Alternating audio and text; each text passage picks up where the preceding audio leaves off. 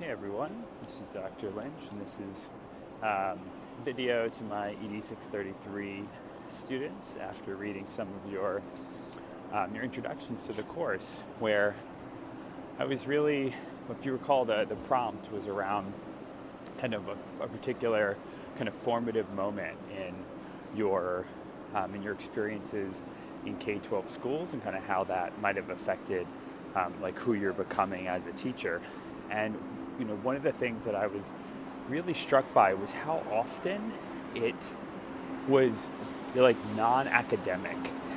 right? Where if you kind of look through your colleagues' posts, what you'll see is that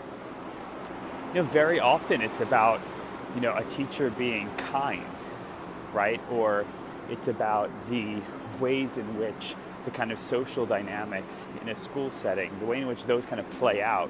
and kind of open you up to learning perhaps in new ways. And I was reminded of something that I've kind of heard myself saying a lot recently as I do work in different schools and with teachers or coaches or school leaders. And one of the things that I often hear myself saying is that like culture trumps curriculum, and like authenticity trumps academics, right? So meaning that you could have the most perfect curriculum in the world, and you could have the tightest sense of kind of how we're meeting the standards, and we have learning targets, and we have all sorts of kind of aligned curricular documentation, and if the students don't feel as if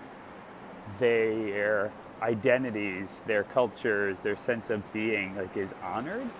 if the relationships between students, and certainly between students and adults, if they're not,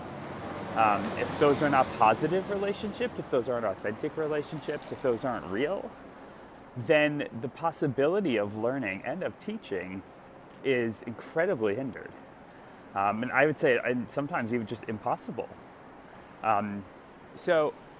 I really appreciated the way that you kind of shared different experiences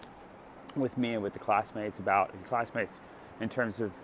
your own histories in K-12. And as we continue doing work in this course, it's something to come back to, because I think what you're going to find is that as we look closely at the kind of history of education in the United States, and we look at the culture and the research and the theory, all of that kind of stuff around it, I think what you're going to find is that as a country, and this is even internationally, we are often caught in this sort of definition of learning that puts this premium on certain kinds of academics and skills, and that for perhaps some students more than others, that emphasis becomes an insurmountable barrier. All right, thanks again for sharing, and I'll see you online.